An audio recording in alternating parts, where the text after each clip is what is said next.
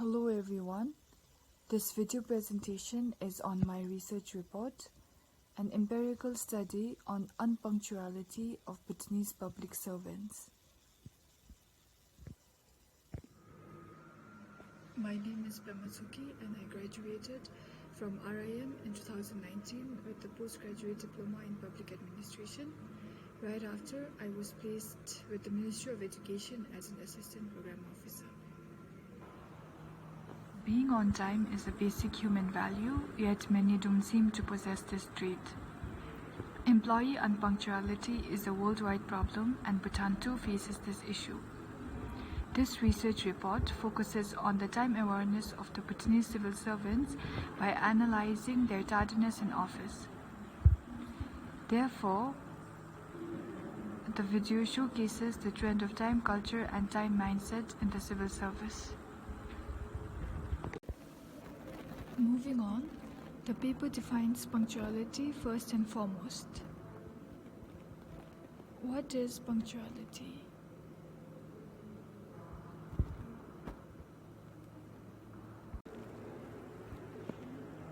Though a formal definition of punctuality is not upfront and straight, these are the definitions found from different journals and articles.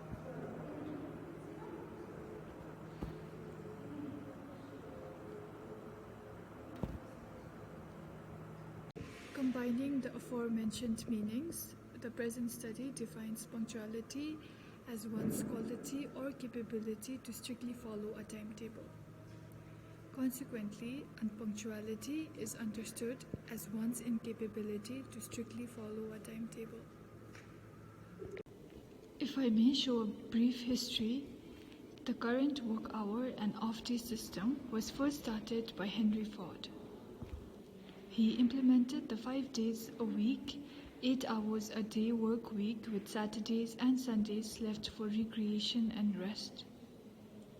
According to the BCSR 2018, the official working hour for a civil servant starts at 9 a.m. and ends at 5 p.m. from March to October and from 9 a.m. to 4 p.m. from November to February. However, to our dismay, the winter timing has been abolished this year. This timetable may not be followed by professionals required to work on weekends.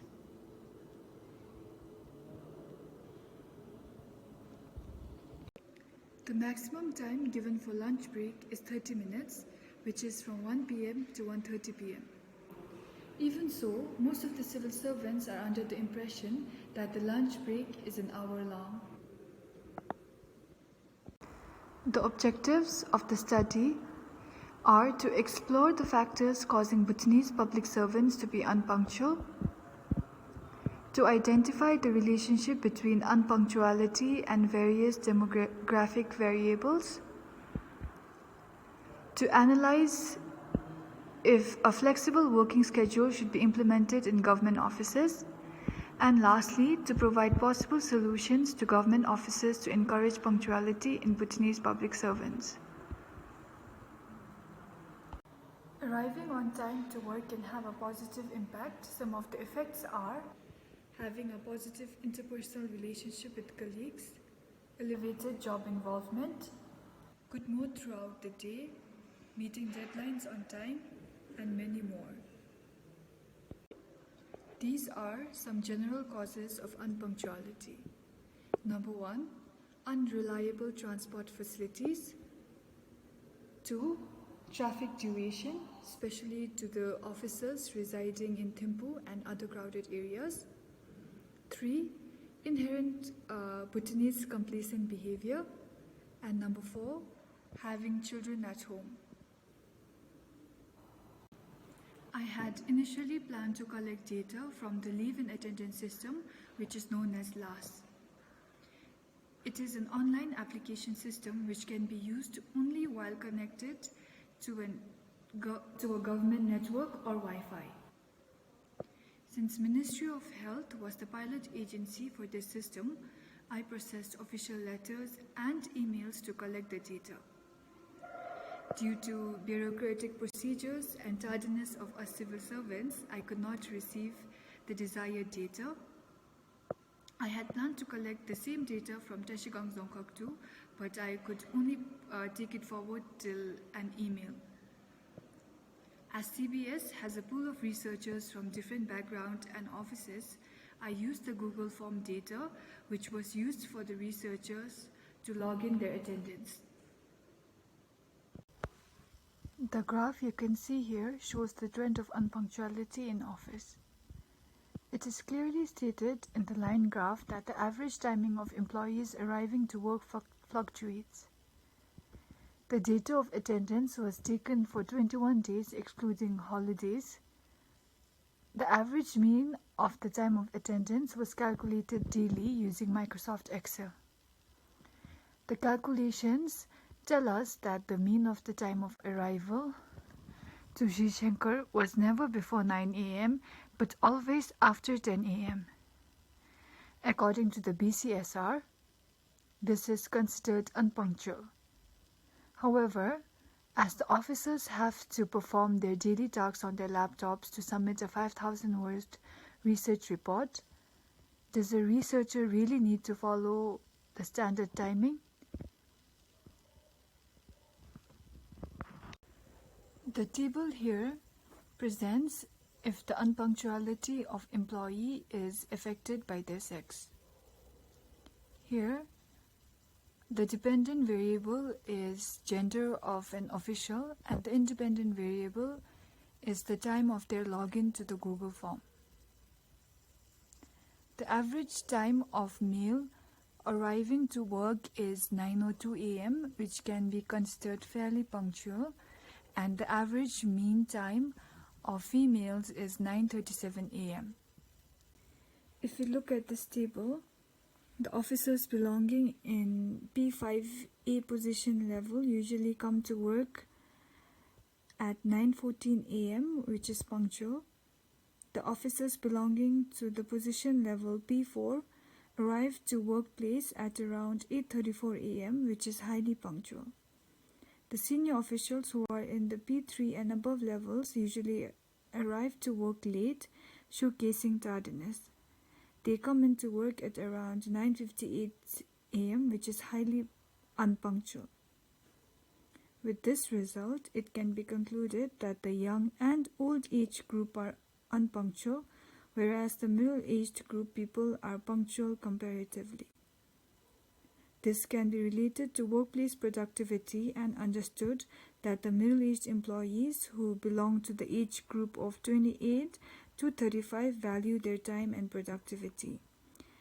As they are in the middle of their career, the drive to improve their productivity and perform well in workplace is higher than the young and the old. This study analyzed the punctuality and unpunctuality of Bhutanese public servants rather than finding the right punishment or strict rules for everyone to be punctual. The RCSC should ensure that the civil servants want to be on time rather than imposing everyone to be punctual. With this, I put forward the following recommendations. These recommendations could reduce workplace habitual tardiness. 1. The leave and attendance system should be implemented in all offices and organizations all over the civil service, as most ministries and agencies still use a register to sign their attendance. This age-old way should be scrapped and laws should be used to integrate technology in our daily lives. Second, the leave and attendance system could be correlated with the biometric thumbprint system, as there are a few loopholes in the system which the Bhutanese government officials have learned to use it to their advantage. Making the online system biometric would make the attendance fair and just for all. 3. The managers or superiors of all organizations should not be late to come to work. This could set precedents for others, and subordinates would naturally have a laid-back attitude. The government could streamline processes and rules for all P2 and above employees to be punctual to work. As the senior civil servants are agents of change, they are recommended and advised to arrive to work earlier than others. 4. The Bhutan Civil Service Regulation 2018 could be revised and changes could be made in the lunch break length. The officials are already in the impression that the break is an hour length, and with studies backed up, a longer lunch break could increase employee productivity. The RCSC could increase the lunch break further to 60 minutes so all employees are punctual to return to work. Lastly, further studies could be conducted to analyze the convenience of commuters so traffic is not an excuse to arrive late.